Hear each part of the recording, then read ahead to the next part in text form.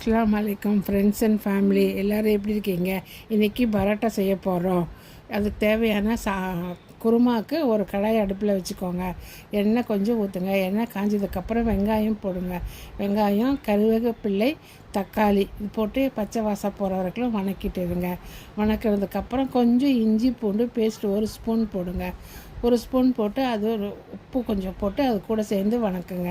வணக்கிறதுக்கப்புறம் கொஞ்சம் 1 ஸ்பூன் மிளகாத்தூள் போட்டால் போதும். மிளகாத்தூள் போட்டு அந்த கொஞ்சம் எண்ணெயிலே வணக்கி எடுத்துருங்க.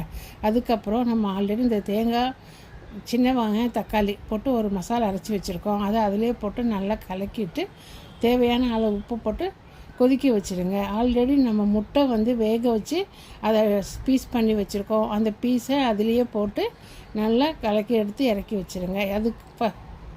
அதுக்கப்புறம் தேவையான மைதா மாவு பரோட்டாவுக்கு பசைஞ்சு வச்சதை பரோட்டா ஷேப்பில் நல்லா தேய்ச்சி வச்சுக்கோங்க. தேய்ச்சிட்டு நம்ம பரோட்டா தோசைக்கல்ல போட்டுட்டு நல்லா எடுத்துக்கோங்க. நம்ம கடை பரோட்டாவோட இது சூப்பராக இருக்கும்.